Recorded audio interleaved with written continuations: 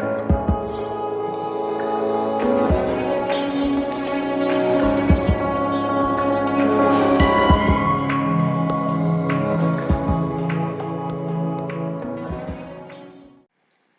friends, welcome to Tamil Paivam YouTube channel.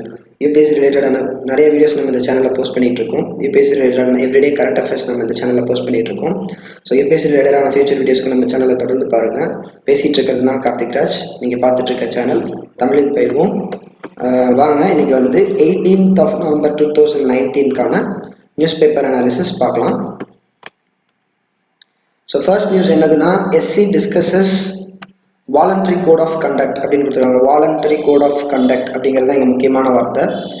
என்னதுன்னா scrutinising the behaviour of cabinet ministers. என்ன சொல்றாங்கன்னா cabinet மினிஸ்டர்ஸோடைய public பிஹேவியரை இன்னும் கொஞ்சம் ஸ்ட்ரிக்ட் பண்ணணுமா, இன்னும் கொஞ்சம் கண்காணிக்கணுமா அப்படின்னு கேட்குறாங்க. அதாவது கண்காணிக்கணுமான்னு டிஸ்கஸ் பண்ணுறாங்க. ஆல்ரெடி வந்து இந்த வாலண்டரி கோட் ஆஃப் கண்டக்ட் வந்து இருக்கு. எங்க இருக்குன்னா ஹோம் மினிஸ்ட்ரியோடைய ரூல்ஸ் அண்ட் ரெகுலேஷன்ஸ்ல மினிஸ்டர்ஸோடைய கேபினட் மினிஸ்டர்ஸோடைய ரூல்ஸ் அண்ட் ரெகுலேஷன்ஸை எப்படி இருக்கணும் அப்படின்றது இருக்கு. ஆனால் அது வந்து ஃபினான்ஷியல் டிசிப்ளினை பற்றி தான் அதிகமாக பேசுது. ஒருத்தர் வந்து அவருடைய சொத்து கணக்கை வந்து காட்டணும், எதையும் மறைக்கக்கூடாது அப்படிங்கிற மாதிரியான ரூல்ஸ் அண்ட் ரெகுலேஷன்ஸ் தான் இருக்குது. ஆனால் அவருடைய பப்ளிக் பிஹேவியர், அவருடைய வே ஆஃப் ஸ்பீச், அவர் என்ன பேசலாம் பேசக்கூடாது, என்ன சொல்லலாம் சொல்லக்கூடாது, எப்படி நடந்துக்கலாம் நடந்துக்கக்கூடாது, எங்கே போகலாம் போகக்கூடாது அப்படிங்கிற மாதிரியான ஒரு ரெஸ்ட்ரிக்ஷன்ஸ் எல்லாம் கிடையாது. அதனால வந்து இந்த 5 பெஞ்ச் கான்ஸ்டியூஷனல் கோர்ட் வந்து இப்போ ரீசெண்டாக இந்த ஒரு டிஸ்கஷன் பண்ணிக்கிட்டு இருக்காங்க. இது ஒரு சில ரீசன்ட் இன்சிடென்ட்ஸ்னால இந்த மாதிரி ஒரு விஷயம் தேவையா அப்படிங்கிற டிஸ்கஷன் வந்து இப்போ வந்திருக்கு. ஸோ அந்த 5 ஜட்ஜில் வந்து ஒரு 2 பேர் வந்து வேற மாதிரி ஒரு கருத்து சொல்லியிருக்காங்க. யாருன்னா அட்டார்னி ஜெனரல், இந்தியாவுடைய attorney general mister K Venugopal அவர்கள் வந்து என்ன சொல்லியிருக்காங்கன்னா, த எஸ்சி ஹாஸ் டேக்கன், எஸ்சினா supreme court, the Hindu news paper டேர்ம்ல எஸ்சினா supreme court, has taken a consistent stand. ஒரு நிலையான ஒரு நிலை இருக்கு, இதை பத்தின ஒரு நிலை இருக்கு சுப்ரீம் கோர்ட்டுக்கு அப்படின்னு சொல்றாங்க. In the past against invocation of any further restrictions on free speech. அதாவது இதுக்கு மேல வந்து எதுவும் வந்து அந்த மாதிரி ரெஸ்ட்ரிக்ஷன்ஸ் வந்து கொண்டு வரக்கூடாது அப்படின்னு சொல்றாரு. ஏன்னா பாஸ்ட்ல கடந்த காலத்துல வந்து சுப்ரீம் கோர்ட் வந்து இந்த ரெஸ்ட்ரிக்ஷன்ஸுக்கு வந்து அகெயின்ஸ்டா தான் சொல்லியிருக்காங்க. ஏன் அப்படி அகெயின்ஸ்டா சொல்லியிருக்காங்கன்னா, நம்மளுடைய கேபினட் மினிஸ்டர்ஸும் பப்ளிக் மென்னும் வந்து இந்தியன் சிட்டிசன்ஸ் தான், அவங்களுக்கும் வந்து அந்த ரைட் டு ஸ்பீச்சு அதெல்லாம் கொடுக்கணும். நம்ம வந்து அவங்களும் ஒரு சிட்டிசன் தாங்கிறத மதிச்சு அந்த ரைட்ஸ் எல்லாம் நம்ம அவங்களுக்கு கொடுக்கணும் அப்படின்னு சொல்றாங்க. ஸோ அதுதான் நம்ம பார்க்கறது. அதே மாதிரி இன்னொரு ஜட்ஜ் மிஸ்டர் ராஜ் என்ன சொல்றாரு அப்படின்னா, the union ministry of home, அதான் நான் சொன்னது தான், ஹோம் அஃபேர்ஸ் மினிஸ்ட்ரிகிட்ட வந்து ஆல்ரெடி ஒரு சில கோட் ஆஃப் கண்டக்ட் எல்லாம் இருக்கு. ஆனால் அது வந்து கம்ப்ளீட்டாக ஃபினான்ஷியல் டிசிப்ளினை பற்றி இருக்கிறதுனால அது ரொம்ப நேரோவாக இருக்குது, ரொம்ப ஒரு குறுகலான ஒரு விஷயமா இருக்குது. அது பத்தலை, இன்னடிக்குவேட்டாக இருக்குது. அதனால் அது வந்து என்ன பண்ணலன்னா, private and public activities of the மினிஸ்டர்ஸை வந்து அட்ரஸ் பண்ணலாம். ப்ரைவேட் அண்ட் பப்ளிக் ஆக்டிவிட்டீஸ்னா தனிப்பட்ட முறையில் நடந்துக்கிறது. இப்போ அவர் சொத்து வாங்குறதுங்கிறது அவருடைய தனிப்பட்ட விஷயம். அது மாதிரி அவர் வந்து ஒரு பேங்க் அக்கௌண்ட் ஓப்பன் பண்ணுறாரு, ஒரு சேவிங்ஸ் அக்கௌண்ட் ஓப்பன் பண்ணுறாரு, இதெல்லாம் அவரோட தனிப்பட்ட விஷயம். ஆனால் இதுவுமே வந்து நம்ம ஸ்க்ரூட்டனைஸ் பண்ண வேண்டியது அவசியமாக இருக்குது. ஏன்னா அவர் ஒரு பப்ளிக் லைஃப்பில் இருக்கார். பப்ளிக் லைஃப்பில் இருக்கும்போது ப்ரைவசி வந்து கொஞ்சம் கம்மி தான் அப்படின்னு சொல்ல வராங்க. இன்னொன்று என்ன சொல்ல வராங்கன்னா, பப்ளிக் ஆக்டிவிட்டிஸ், அவர் எங்கே போகிறாரு வராரு, யாரை மீட் பண்ணுறாரு, என்ன பேசுகிறாரு அப்படின்றதெல்லாம் வந்து ஒரு ஸ்க்ரூட்டனைஸ் பண்ண வேண்டியது முக்கியமாக இருக்குது. ஏன் அப்படின்னா, இவங்க ஒரு பப்ளிக் லைஃப்பில் இருக்கிறதுனால இவங்க ஏதாவது ஒரு விஷயம் சொல்கிறாங்க அப்படின்னா ரொம்ப பாப்புலராக இருக்கிறதுனால இவங்க பேசுறதுனால ஒரு கலவரம் ஏற்படலாம், இல்லைன்னா ஏதோ ஒரு பிரச்சனை ஏற்படலாம். அதெல்லாம் வந்து கட்டுக்குள்ள வச்சுக்கணும் அப்படின்றதுக்காக தான் இந்த மாதிரியான ரெஸ்ட்ரிக்ஷன்ஸ் வந்து கொண்டு வரலாமா அப்படின்னு பேசுகிறாங்க. ஸோ 2 வாதங்கள் நாம் இங்கே பார்க்குறோம். என்ன பார்த்தோம்னா, கேபினட் மினிஸ்டர்ஸும் ஒரு இந்தியன் சிட்டிசன் தான், அவருக்கும் நம்ம எல்லாருக்கும் கொடுத்துருக்க மாதிரி ரைட் டு ஃப்ரீ ஸ்பீச் எல்லாமே கொடுக்கணும் அப்படின்னு பார்க்குறோம். ரெண்டாவது என்னதுன்னா, அவர் ஒரு பப்ளிக் பர்சன், அதனால அவருடைய பப்ளிக் அண்ட் ப்ரைவேட் ஆக்டிவிட்டீஸை நோட் பண்ணணும் அப்படின்னு பார்க்குறோம். 2 விஷயம் பார்த்துருக்கோம். ஸோ இதில் வந்து எஸ்சி வந்து சுப்ரீம் கோர்ட் வந்து என்ன ஸ்டாண்ட் எடுக்கிறாங்க, என்ன பண்ணுறாங்கன்றதை நம்ம ஃபியூச்சரில் பார்க்கலாம். நாங்கள் நெக்ஸ்ட் இஷ்யூ என்னன்றதை பார்க்கலாம். அடுத்து என்ன சொல்கிறாங்கன்னா, not good enough reason to quash the rape FIR அப்படின்னு சொல்றாங்க. அதாவது ஒரு ரேப் கேஸ்ல வந்து ஒரு எஃப்ஐஆர் ஃபைல் ஆகுது அப்படின்னா பிற்காலத்துல அந்த அக்யூஸ்டும் அந்த விக்டிமும் அந்த அந்த தவறை செஞ்சவரும் அந்த தவறால பாதிக்கப்பட்டவங்களும் அந்த கேஸை செட்டில் பண்ணிக்கிட்டா கூட, அவங்களுக்குள்ள பேசி அந்த பிரச்சனையை முடிச்சுக்கிட்டா கூட அந்த கேஸை வந்து முடிக்க முடியாது அப்படின்னு சுப்ரீம் கோர்ட் சொல்லியிருக்காங்க. சாரி, டெல்லி ஹைகோர்ட் சொல்லியிருக்காங்க. டெல்லி ஹைகோர்ட் வந்து இந்த மாதிரி ஒரு ஸ்டேட்மெண்ட் கொடுத்துருக்காங்க. ஏன்னா இப்போ ரீசெண்டாக டெல்லியில் ஒரு கேஸ் நடந்திருக்கு. அது என்ன கேஸ் என்னன்றதுலாம் நமக்கு தேவையில்ல. அதில் அந்த பெண்மணி சொல்றது என்னன்னா, கல்யாண ஆசை காட்டி அவர் வந்து என்னை பாலியல் பலாத்காரம் பண்ணிட்டாரு அப்படின்னு அந்த அம்மா வந்து கேஸ் கொடுத்துருக்காங்க. அப்புறம் கேஸ் நடந்துகிட்டு இருக்கும்போதே அவங்க 2 பேரும் கல்யாணம் பண்ணிக்கிட்டாங்க. கல்யாணம் பண்ணிக்கிட்டு நாங்கள் சுமூகமாக பிரச்சனையை முடிச்சுக்கிட்டோம், கேஸை வந்து இது பண்ணிடுங்க, கிராஸ் பண்ணிடுங்க அப்படின்னு கேட்கும்போது அப்படியெல்லாம் பண்ண முடியாது அப்படின்னு டெல்லி ஹைகோர்ட்டில் சொல்லிட்டாங்க. ஏன்னா கிரைம்ங்கிறது ஒரு ஹைனஸ் அண்ட் சீரியஸ் கிரைம் அப்படின்ற கேட்டகரியில் அதை வச்சிருக்காங்க. இந்தியாவை பொறுத்த வரைக்கும் கிரைம்ன்றத ஒரு ஹைனஸ் அண்ட் சீரியஸ் கிரைம் கேட்டகரியில் வச்சிருக்காங்க. அதனால ரேப் பண்ணவங்களுக்கு கண்டிப்பா தண்டனை உண்டு. அவங்க வந்து அந்த பிரச்சனையை பேசி தீர்த்துக்கிட்டா கூட அதை வந்து கோர்ட் வந்து அப்படியே விட்டுறாது அப்படின்னு சொல்றாங்க. ஸோ இது ஒரு முக்கியமான ஒரு இஷ்யூ. அதே மாதிரி marriage is not a good enough reason to quash rape case அப்படின்னு சொல்றாங்க. என்சிஆர்பி நேஷனல் கிரைம் ரெக்கார்ட்ஸ் பியூரோவுடைய ரீசன்ட் டேட்டா வெளியாயிருந்தது. அந்த டேட்டாவை பற்றின வீடியோவும் நம்ம சேனலில் கொடுத்துருக்கோம். ஸோ நம்ம சேனலுடைய பிளேலிஸ்ட்டில் டெய்லி கரண்ட் அஃபேர்ஸில் போயிட்டு அதை பாருங்கள். ஸோ அதில் நான் என்ன கொடுத்துருக்கேன் அப்படின்னா, இந்த என்னென்ன கிரைம்ஸ் எல்லாம் எப்படி நடந்துட்டு இருக்கு அப்படின்னு கொடுத்துருக்கேன். தமிழ்நாட்டில் கிரைம் எப்படி இருக்கு, கேரளாவில் கிரைம் எப்படி இருக்கு, ஏற்கனவே கிரைம்ஸ் அதிகமாக நடந்துட்டு இருக்கிற உத்தரப்பிரதேஷ், பீகார் மாதிரியான மாநிலங்களில் கிரைம்ஸ் எப்படி இருக்கு அப்படின்ற ஒரு டேட்டா கொடுத்துருக்கேன். அதை வேணா போய் பாருங்க. ஸோ அவங்க என்ன சொல்றாங்கன்னா, NCRB national crime records bureau 1/3 of the rapes, 3 rape நடக்குதுன்னா அதுல ஒரு ரேப் வந்து நமக்கு நல்லா தெரிஞ்சவங்க தான் அந்த வேலையை பண்றாங்க அப்படின்னு கொடுத்துருக்காங்க. ஸோ பாருங்க, friends, online friends, live in partners, live in ரிலேஷன்ஷிப்ஸில் இருக்கிறவங்களுக்கு, ஆர் செப்பரேட்டட் ஸ்பவுசஸ், இவங்க இந்த மாதிரி நமக்கு நல்லா தெரிஞ்சவங்க தான் நம்மளை வந்து டார்கெட் பண்ணுறதுக்கு நிறைய வாய்ப்பு இருக்குது அப்படின்னு சொல்கிறாங்க. ஸோ இதெல்லாம் வந்து ஒரு சில டேட்டாஸ். ஸோ இது வந்து நீங்கள் தெரிஞ்சுக்க வேண்டியது ரொம்ப முக்கியம். ஸோ பார்த்து வச்சுக்கோங்க. மெயின்ஸில் வந்து உமன் எம்பவர்மெண்ட்டு கீழே கேட்கலாம், இல்லைனா வந்து சொசைட்டியில் கேட்கலாம். இந்த மாதிரி கேட்கறதுக்கு நிறைய வாய்ப்பு இருக்குது. அதே மாதிரி இதுவும் வந்து பாலிட்டியில் வரும், ஜிஎஸ் பாலிட்டி பேப்பரில் வரும். ஸோ அதை பார்த்து வச்சுக்கோங்க. அடுத்தது, Muslim law board to file review plea against Ayodhya verdict அப்படின்னு நம்ம பார்க்கலாம். என்னதுன்னா, all India Muslim personal law board அப்படிங்கிறவங்க ஒரு முஸ்லீம் லா போர்டு. அவங்க வந்து என்ன பண்றாங்கன்னா, இந்த அயோத்தியா வெர்டிக்டுக்கு அகெயின்ஸ்டா, வெர்டிக்ட்னா தீர்ப்பு, அயோத்தியா தீர்ப்புக்கு அகெயின்ஸ்டா மறுபடியும் சுப்ரீம் கோர்ட்ல ஒரு ரிவ்யூ பெட்டிஷன் போட போறாங்க.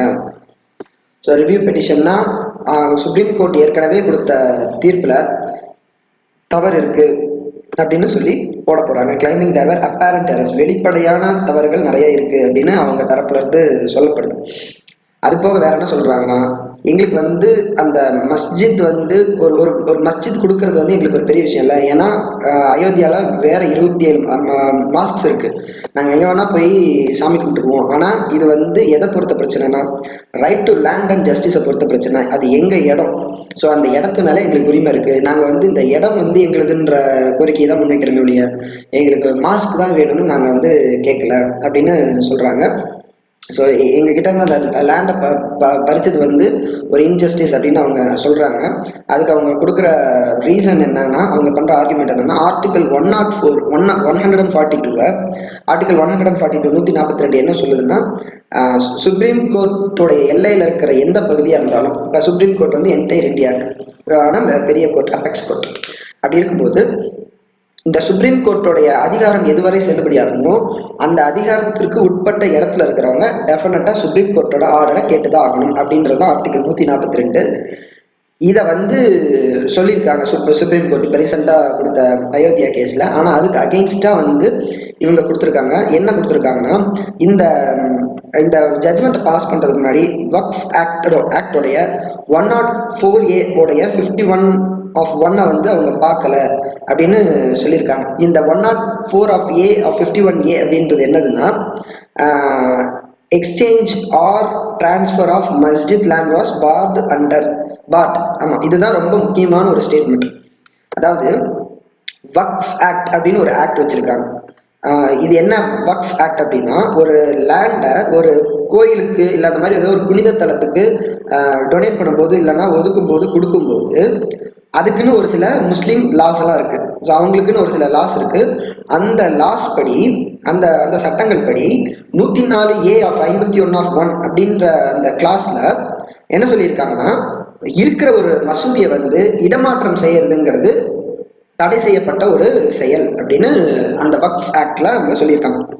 இது வந்து முஸ்லிம்ஸ் அவங்களுக்கான ஒரு சட்டமா வச்சிருக்கிற ஒன்று தானே ஒழிய, இது வந்து நம்ம இந்தியன் ஐபிசிலலாம் வந்து எங்கேயுமே கொடுக்கல. ஆனா நம்ம வந்து முஸ்லிம்ஸோடைய லாஸ் வந்து பெரும்பாலும் மதிக்கிறது உண்டு. ஏன்னா ஒரு ரிலீஜியஸ் ஃப்ரீடம் வந்து அவங்களுக்கு கொடுக்கணும் அப்படின்றதுக்காக வந்து நம்ம அவங்களுடைய லாஸ் ஒரு சிலதை அனுமதிக்கிறது உண்டு. ஆனா அதுலயே வந்து இந்த மாதிரி ஒரு சில சோசியலுக்கு அகெயின்ஸ்டா ஏதாவது ஒரு ப்ராக்டிஸ் பண்ணாங்கன்னா அதை நம்ம தடை செய்யறது உண்டு. ஒரு உதாரணத்துக்கு, அவங்க ஏதாவது ஒரு குழந்தை திருமணம் பண்ணணும்னு நினைச்சாங்கன்னா அதை நம்ம தடை பண்ணிடுவோம். அதே மாதிரி இந்த இப்போதைக்கு இந்த ட்ரிபிள் தலாக், முத்தலாக் விவகாரம், தலாக் தலாக் தலாக்னு 3 தடவை சொன்னா ஒரு பெண்ணை விவாகரத்தை செஞ்சிடலாம், கோர்ட்டுக்கும் போக வேண்டியதுல ஒன்றும் தேவையில்லை அப்படின்னு சொல்லப்படக்கூடிய அவங்களுடைய சட்டம், இதெல்லாம் வந்து சுப்ரீம் கோர்ட் தடை செஞ்சிருக்காங்க. ஸோ அதே மாதிரி முஸ்லிம் பெண்கள் மாஸ்க்குள்ள போறது வந்து அனுமதிக்கணும் அப்படிங்கிற ஒரு பெட்டிஷனும் வந்து இப்போ வந்து சபரிமலை கேஸோட சேர்ந்து ரிவ்யூக்கு போக போகுது. இந்த மாதிரியான இஷ்யூஸ் போயிட்டு இருக்கும்போது திரும்பவும் இந்த ஒரு முஸ்லீம் லாவை எடுத்துட்டு வந்து இந்த ஆல் இந்தியா முஸ்லீம் பர்சனல் லா போர்டு வந்து வைக்கிறாங்க. இந்த இந்த ஆக்டை வந்து அவங்க கன்சிடர் பண்ணாமே தீர்ப்பு கொடுத்துட்டாங்க அப்படின்னு சொல்றாங்க. இதுக்கு சுப்ரீம் கோர்ட் அவங்களோட ரிவ்யூ பெட்டிஷனை எடுத்துக்கிட்டு என்ன தீர்ப்பு சொல்லுதுன்றது நம்ம பொறுத்து தான் பார்க்கணும். வேறஸ் ஜென்ரல் ஸ்டடீஸ்ல இல்ல ப்ரிலிம்ஸ் பாயிண்ட் ஆஃப் வியூல நமக்கு வந்து முக்கியமா என்ன தெரிஞ்சுக்க வேண்டியதுன்னா, ஆர்டிகல் 137. ஸோ எப்படி சுப்ரீம் கோர்ட்டோட ஜட்மெண்ட் தானே ஃபைனல், அதை மறுபடியும் நம்ம வந்து ரிவ்யூ போட முடியுமா அப்படின்னா ஆர்டிகல் 137 படி முடியும். ஏன்னா ஆர்டிகல் 137 என்ன பண்ணுதுன்னா, article 137 of our Indian constitution empowers the supreme court to review its own judgments. அது கொடுத்த ஜட்மெண்ட்டை, சுப்ரீம் கோர்ட் கொடுத்த ஜட்மெண்ட்டை சுப்ரீம் கோர்ட்டே ரிவ்யூ பண்ணி பார்க்கறதுக்கு அவங்க கிட்ட அந்த ஆர்டிகல் 137 வந்து அந்த உரிமையை சுப்ரீம் கோர்ட்டுக்கு கொடுத்துருக்கு அப்படின்னு சொல்றாங்க. இதுல என்ன ஒரு கண்டிஷன்னா, இப்ப நடக்கக்கூடியதுல வந்து நோ ஓரல், இதுதான் ரொம்ப முக்கியமான ஒரு விஷயம். No oral. நோ ஓரல் அப்படிங்கும் போது என்ன சொல்றாங்கன்னா, அதாவது இதுக்கு மேல வந்து வாக்குவாதம் பண்றது வழக்காடுறதெல்லாம் கிடையாது. ஸோ வாக்குவாதம் பண்றது வழக்காடுறதெல்லாம் எதுவுமே கிடையாது. சேம் பேனல், அதே சேம் ஜட்ஜஸ் முன்னாடி இந்த கேஸ் வந்து போகும். Same judges. ஸோ இதுதான் வந்து 2 முக்கியமான ஒரு விஷயம்.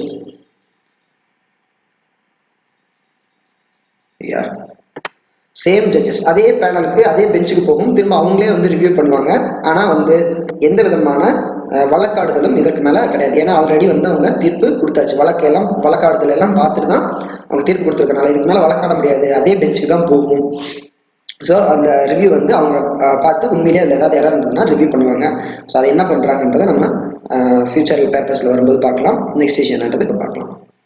ஸோ அடுத்தது என்னதுன்னா, Gotabaya Rajapaksa wins Sri Lankan presidential election. So அது ரொம்ப முக்கியமான ஒரு இஷ்யூ. அதுலேயும் நம்ம தமிழ்நாட்டில் இருக்கிறதுனால இது வந்து திரும்பவும் ஒரு முக்கியமான ஒரு இஷ்யூ. என்ன அப்படின்னா, இவங்க வந்து ராஜபக்ஷா குடும்பத்தை சேர்ந்தவங்க. ஏற்கனவே மஹிந்த ராஜபக்ஷா வந்து ஸ்ரீலங்காவுடைய பிரசிடெண்டா இருந்தப்போ என்னென்ன நடந்தது அப்படின்றது நம்ம எல்லாருக்குமே தெரியும். ஸோ இந்த நிலைமையில இடையில வந்து வேற ஒரு கவர்மெண்ட் இருந்தது, சிறிசேனா அவர்கள் வந்து பிரசிடெண்டா இருந்தாங்க. இப்ப மறுபடியும் ரீசெண்டா நடந்த ஸ்ரீலங்கன் எலெக்ஷன்ல மறுபடியும் கோட்டபயா ராஜபக்ஷா வந்து மறுபடியும் பிரசிடென்ஷியல் எலெக்ஷன்ல வின் பண்ணி ஸ்ரீலங்காவுடைய பிரசிடெண்டா இருக்காரு. இவர் யார் அப்படின்ற இவருடைய பின்னணியை பார்க்கும்போது இவர் தான் நம்ம ஃபார்மர் செக்ரட்டரி ஆஃப் டிஃபென்ஸா இருந்திருக்காரு. எங்கன்னா ஸ்ரீலங்காவில். 2009 நடந்த போறப்போ ஸ்ரீலங்காவுடைய டிஃபென்ஸ் செக்ரட்டரியா யார் இருந்தாங்கன்னா த சேம் கோட்டபயா ராஜபக்ஷா தான் இருந்திருக்காரு. ஸோ அவருக்கு அகெயின்ஸ்டா நிறைய ஹியூமன் ரைட்ஸ் வயலேஷன்ஸ் இருக்கு. ஸ்ரீலங்கால இருக்கு, யூரோப்ல இருக்கு, யுனைடெட் ஸ்டேட்ஸ்லயும் இருக்கு. ஹியூமன் ரைட்ஸ் வயலேஷன்ஸ்னா மனித உரிமை மீறல். ஸோ அவருக்கு அகெயின்ஸ்டான நிறைய மனித உரிமை மீறல் வழக்குகள் வந்து சர்வதேச அரங்குகள்ல இருக்கிற இந்த நிலைமையில அவர் மறுபடியும் வந்து ஒரு ஸ்ரீலங்காவுடைய ஜனாதிபதியாக இருந்திருக்காரு. ஸோ நிறையா நேற்றுக்கு பேப்பரில் வந்து பார்த்தீங்கன்னா 3-4 இடத்துல வந்து இதே நியூஸ் தான் போட்டிருந்தாங்க. ஹெட்லைன்ஸில் கொடுத்துருந்தாங்க. மறுபடியும் எடிட்டோரியலுக்கு பக்கத்து பேஜில் வந்து 2-3 டாபிக்ஸில் டிஸ்கஸ் பண்ணியிருந்தாங்க. ஓட் வந்து எப்படி விழுகப்பட்டிருக்கு அப்படின்னு கொடுத்துருந்தாங்க. ஏன்னா நமக்கே தெரியும் ஸ்ரீலங்காவுடைய நார்த் ஈஸ்டர்ன் ப்ராவின்சஸை வந்து யார் குடியிருக்கிறாங்கன்னா தமிழர்களும் முஸ்லீம்ஸும் நிறையா குடியிருக்கிற இடம் வந்து north eastern provinces of Sri Lanka. அது போக அங்கே இருக்கக்கூடிய இதர மதங்கள் என்னென்னா கொஞ்சம் கிறிஸ்டியன்ஸ் இருக்காங்க, கொஞ்சம் நிறைய புத்தர்கள் இருக்காங்க, நிறைய புத்திஸ்ட் பீப்புள் இருக்காங்க, நிறைய புத்திஸ்ட் பீப்புள் இருக்காங்க. புத்திசம் ஃபாலோ பண்ணுற பீப்புள் நிறைய பேர் இருக்காங்க, பௌத்த மதம் பின்பற்றக்கூடியவர்கள். ஸோ இதுதான் வந்து ஸ்ரீலங்காவுடைய மத நிலவரம், ரிலீஜியஸ் டெமோகிராஃபிக்ஸ் வந்து இதுதான். இந்த நிலைமையில இந்த நார்த் ஈஸ்டர்ன் பீப்புளுடைய ஓட்ஸையும் மீறி இவர் வந்து பிரசிடெண்ட்டாக ஆகிட்டாரு அப்படின்னு சொல்லப்படுது. ஸோ எது எப்படி இருந்தாலும் எதிர்காலத்தில் இவருடைய ஒரு நடவடிக்கையும் இந்தியன் கவர்மெண்ட்டுக்கும் ஒரு கன்சர்ன் தான், தமிழ்நாடுக்கும் ஒரு மிகப்பெரிய கன்சர்னாக தான் இருக்கும் அப்படின்னு எதிர்பார்க்கப்படுது. ஏன் இது இந்தியன் கவர்மெண்ட்டுக்கு ஒரு மிகப்பெரிய கன்சர்ன் அப்படின்னா, ஏற்கனவே இந்த Rajapaksa government, former Rajapaksa government வந்து சைனாவோட நல்ல ரிலேஷன்ஷிப்ஸில் இருந்தாங்க. இவர் வந்து ராஜபக்ஷ கவர்மெண்ட் வந்து அப்போ ஆட்சியில் இருக்கும்போது சைனா தரப்புலேருந்து நிறைய லோன்ஸ் வந்து ஸ்ரீலங்காவுக்கு கொடுக்கப்பட்டது, பண உதவிகள் நிறையா செய்யப்பட்டது. எதுக்காகனா அவர்களுடைய இன்ஃப்ராஸ்ட்ரக்சரை வந்து டெவலப் பண்ணிக்கிறதுக்காக, போர்ட்டு கட்டிக்கிறதுக்கு, ரோடு போட்டுக்கிறதுக்கெல்லாம் நிறைய பணம் வந்து சைனாலேருந்து கொடுக்கப்பட்டது. நிறைய பணம் வாங்கின ஸ்ரீலங்கா அரசாங்கத்தால் ஒரு கட்டத்தில் வந்து பணத்தை திருப்பி கொடுக்க முடியல. அதனால என்ன பண்ணியிருக்காங்கன்னா, ஸ்ரீலங்காவுடைய ஒரு போர்ட்டு மற்றும் கொஞ்சம் லேண்டை வந்து 99 வருஷத்துக்கு வந்து சைனா கவர்மெண்ட் வந்து லீஸுக்கு எடுத்திருக்காங்க. ஸோ அதுலேருந்து வர காசுலேருந்து நாங்கள் எங்கள் கடனை தீர்த்துக்கிறோம் அப்படின்னு. இப்போ இந்த ஸ்ரீலங்காவுக்கு பக்கத்தில் இருக்க அந்த ஒரு போர்ட், எனக்கு பேர் மறந்துருச்சு, ஜஸ்ட் நீங்கள் பார்த்து வச்சுக்கோங்க. அந்த போர்ட்டை வந்து இப்போ அவங்க லீஸுக்கு எடுத்துருக்கிறது ரொம்ப முக்கியமான ஒரு கன்சர்ன் இந்தியாவை பொறுத்த வரைக்கும். ஏன்னா ஏற்கனவே ராஜபக்ஷ கவர்மெண்ட்ல ஸ்ரீலங்கன் ஆர்மி, ஸ்ரீலங்கா வந்து என்ன பண்ணுச்சுன்னா சைனாவுடைய வார்ஷிப்ஸ் அண்ட் மிலிட்ரி சப்மரைன்ஸை வந்து ஸ்ரீலங்கன் போர்ட்ல வந்து நிறுத்திக்கிறதுக்கு அனுமதி கொடுக்கப்பட்டது. ஏன் இந்த மாதிரி கொண்டு வந்து சைனாவுடைய போர் கப்பல்களை இலங்கையில நிறுத்தி வைக்கிறீங்க அப்படின்னு இந்தியா கேள்வி கேட்கும் பொழுது, இது ஒரு வழக்கமான நிகழ்வு தான், இந்த வழியாக போகிற கப்பல்கள் வந்து ரீஃபியூவல் பண்ணிக்கிறதுக்காக, மறுபடியும் ஃபியூவல் பண்ணிக்கிறதுக்காக வந்து இந்த மாதிரி வந்து நிறுத்துறது வந்து ஒரு சாதாரண நிகழ்வு தான் அப்படின்ற காரணங்கள் சொல்லப்பட்டிருக்கு. ஆனால் இந்த காரணங்கள் வந்து ஒரு பெயரளவு காரணங்கள் அப்படிங்கிறது வந்து வெளிப்படையாகவே எல்லாருக்கும் தெரிஞ்ச ஒரு விஷயம்தான். ஸோ அந்த நிலைமையில இதற்கு மேலே எதிர்காலத்தில் இந்தியன் ஓஷனில் இந்தியாவுடைய ஆதிக்கம், அதே மாதிரி சவுத் சைனா சீல இந்தியாவுடைய ஆதிக்கம், இது எல்லாத்தையுமே வந்து கண்ட்ரோல் பண்ணுறதுக்கு ஸ்ட்ராட்டஜிக்கலாக நமக்கு இந்த ஒரு விஷயம் வந்து நமக்கு ஒரு சப்போர்ட்டிவான ஒரு கவர்மெண்ட் ஸ்ரீலங்காவில் இருந்துச்சுன்னா ரொம்ப நல்லாயிருக்கும் அப்படின்றது ஒரு கருத்து. அதே மாதிரி இன்னொரு ஒரு விஷயம் என்ன சொல்கிறாருன்னா, இவர் வந்து நம்ம கோட்டாபய ராஜபக்ஷ வந்து என்ன சொல்கிறாருன்னா, என்ன பண்ணியிருக்காருன்னா அவருடைய பதவியேற்பு விழாவை ஒரு இந்தியன் ட்ரெடிஷ்னலான ஒரு பிளேஸில் பிளான் பண்ணியிருக்காரு, ஒரு இந்தியன் ட்ரெடிஷ்னலான ஒரு இடத்துல பிளான் பண்ணியிருக்காரு. இது வந்து அவர் மறைமுகமாக இந்தியாவுடைய நட்புறவு நாடுறதை குறிக்கிறதாகவும் ஒரு சில கருத்துக்கள் சொல்லப்படுது. ஸோ எப்படி இருக்குது அப்படின்றத நம்ம பொறுத்து வந்து தான் பார்க்கணும். இப்போதைக்கு என்ன அப்படின்னா, இவர் வந்து இலங்கையின் ஜனாதிபதியாக தேர்ந்தெடுக்கப்பட்டிருக்கிறார் அப்படிங்கிறது தான் இப்போதைக்கு நம்ம இன்டர்நேஷ்னல் நியூஸ் அப்படின்றது. ஸோ இது வந்து நமக்கு இன்டர்நேஷ்னல் ரிலேஷன்ஸ்லையும் இது சம்மந்தமாக ஏதாவது கேள்விகள் கேட்கலாம் ஐயா. ஸோ பார்த்து வச்சுக்கோங்க. இது ரிலேட்டடாக ஏதாவது ஃபியூச்சர் அப்டேட்ஸ் இருந்ததுன்னா நம்ம வந்து பார்க்கலாம். ஸோ அடுத்தது என்னதுன்னா, the false allure of English medium schooling அப்படின்னு சொல்கிறாங்க. இது ஒரு நல்ல டாபிக், ஒரு டிபேட்டான ஒரு டாபிக், இதை வச்சு ஒரு பட்டிமன்றமே நடத்தலாம், அந்த அளவுக்கு ஒரு டாபிக். என்ன சொல்கிறாங்கன்னா, Andhra Pradesh government is all set to make all elementary schools English medium அப்படின்னு சொல்கிறாங்க. ஆந்திர பிரதேசில் இருக்கக்கூடிய எல்லா எலிமெண்ட்ரி ஸ்கூல்ஸையும் என்னவா மாற்ற போகிறாங்கன்னா இங்கிலீஷ் மீடியமாக மாற்ற போகிறாங்க அப்படின்னு சொல்கிறாங்க. ஆந்திர பிரதேஷோட கவர்மெண்ட்டாக மிஸ்டர் ஜெகன்மோகன், ஆந்திர பிரதேஷ் கவர்மெண்ட்டோட சீஃப் மினிஸ்டராக மிஸ்டர் ஜெகன்மோகன் ரெட்டி வந்ததுக்கு அப்புறமா ஆந்திர பிரதேசில் ஏகப்பட்ட மாற்றங்கள் நம்ம பார்த்துக்கிட்டே இருக்கிறோம். ஸோ அந்த நிலைமையில் இன்னைக்கு இப்போ என்ன ஒரு ஸ்டேட்மெண்ட் கொடுத்துருக்காங்கன்னா, ஆந்திர பிரதேசில் இருக்கக்கூடிய எல்லா கவர்மெண்ட் எலிமெண்ட்ரி ஸ்கூல்ஸையும் இங்கிலீஷ் மீடியமாக மாற்ற போகிறோம் அப்படின்னு சொல்லியிருக்காங்க. No Telugu medium schools here after அப்படின்னு சொல்லியிருக்காங்க. இனிமேல் தெலுங்கு மீடியம் ஸ்கூல்ஸ் எல்லாம் கிடையாது அப்படின்னு சொல்லியிருக்காங்க. ஸோ ஏன் திடீர்னு இந்த மாதிரி ஒரு சொல்லியிருக்காங்க அப்படின்னு பார்க்கும்போது, இங்கிலீஷ் மீடியமில் படித்தா நல்ல வேலை கிடைக்கும்னு ஒரு நம்பிக்கை இருக்குது நமக்கு. ஸோ அது ஒரு காரணமாக இருக்குது. அதே மாதிரி ஒரு சில தலித் இன்டலெக்சுவல்ஸ், தலித் இனத்தை சார்ந்த படித்த அறிஞர்கள் என்ன சொல்கிறாங்கன்னா, இங்கிலீஷ் மீடியம் ஸ்கூல்ஸில் படிக்கிறது தான் அவங்களுடைய அடிமைத்தனத்திலேருந்து அவங்கள விடுதலை செய்யும் அப்படின்னு அவங்க நம்புறதாக சொல்லியிருக்காங்க. ஸோ ஆங்கில மொழி பயில்கள் மூலமாக என்ன ஆகுதுன்னா, அவங்களுக்கு நிறைய ஆப்பர்ச்சுனிட்டிஸ் ஓப்பன் ஆகுது. அதனால வந்து மட்டுப்பட்டு அடிமைப்பட்டு கிடக்க வேண்டிய அவசியம் வந்து விட்டு போகிறதாக அவங்க சொல்லியிருக்காங்க. ஸோ இந்த மாதிரியான ஒரு பொது நம்பிக்கைகளின் காரணமாகவும் ஒரு சில விஷயங்களாலையும் இவங்க வந்து ஃபால்ஸ்ன்னு சொல்லியிருக்காங்க. ஏன் இதை வந்து ஃபால்ஸ் அப்படின்னு சொல்றாங்கன்னா, இப்போ இந்த கருத்துக்களை தான் வந்து அவங்க ஃபால்ஸ்ன்னு சொல்றாங்க. ஸோ எதுக்காக இங்கிலீஷ் மீடியம்ல படிக்கணும், அப்பதான் நல்ல வேலை கிடைக்கும், நல்ல நாலேஜ் வளரும் அப்படின்னு நம்ம நம்பப்படும் போது இவங்க அதை ஒரு ஃபால்ஸ் அப்படின்னு சொல்லியிருக்காங்க. அதுக்கு அவங்க கொடுக்குற காரணம், ரியாலிட்டி என்ன, ஆக்சுவலா என்ன நடக்கும் அப்படின்னு அவங்க கொடுக்குறாங்க. அப்படின்னா என்ன சொல்றாங்கன்னா, சில்ட்ரன் வந்து குழந்தைங்க வந்து அவங்களுடைய தாய்மொழியில கல்வியை கற்கும் பொழுது தான், மதர் டங் தாய்மொழியில கல்வி கற்கும்போது தான் அவங்க வந்து நல்லபடியா படிக்க முடியும் அப்படின்னு சொல்றாங்க. பெட்டர் லேர்ன் பெட்டர் அப்படின்னு சொல்றாங்க. ஒரு பெட்டரா வந்து அவங்களால கத்துக்க முடியும் தாய்மொழியில படிக்கும்போது. இன்னும் ஒரு விஷயத்த ஆழமா கருத்துணர்ந்து கத்துக்க முடியும் அப்படின்னு சொல்றாங்க. ஸோ அதுதான் என்னுடைய ஸ்டாண்டு கூட. அதனாலதான் நான் என்னுடைய சேனலுக்கே வந்து என்ன பேர் வச்சிருக்கேன்னா, தமிழில் பயில்வோம் அப்படின்னு பேர் வச்சிருக்கேன். ஏன்னா நம்ம ஊர்ல இன்னமுமே பிசிக்ஸ் புரியாதவங்க, கெமிஸ்ட்ரி புரியாதவங்க, பயாலஜி புரியாதவங்க எல்லாம் ஏன் இருக்காங்கன்னா, அதுக்கு காரணம் அதுல கொடுக்கப்பட்டிருக்கிற கான்செப்ட் புரியாம கிடையாது. எல்லாருக்குமே வந்து அணுனா என்ன, அணுவோடைய செயல்பாடுனா என்னன்னு விளக்கி சொன்னா புரிஞ்சுக்கக்கூடிய திறன் இருக்கு. ஆனா அவங்க வந்து அதை இங்கிலீஷ்ல சொல்லும்போது atom, molecule, compound, nuclear fission, nuclear fusion, binding energy, இந்த மாதிரியான டேர்ம்ஸ் எல்லாம் யூஸ் பண்ணும்போது அது என்னடா சொல்ல வராங்கன்னு தெரியாம போறதுனாலதான் நம்ம வந்து படிக்காம விடுறமே ஒழிய வேற எந்த ஒரு காரணமும் கிடையாது. நமக்கு வந்து இன்னும் நம்ம எவ்வளவு என்ன நிலைமையில ஒரு சில குழந்தைங்க இன்னும் இருக்காங்க, இல்ல வளர்ந்த கிராஜுவேட்ஸே எப்படி இருக்காங்கன்னா, கன்சர்வேஷனுக்கும் கான்ஸ்டிபேஷனுக்குமே கூட வித்தியாசம் தெரியாத அளவுக்கு இருக்கிறாங்க.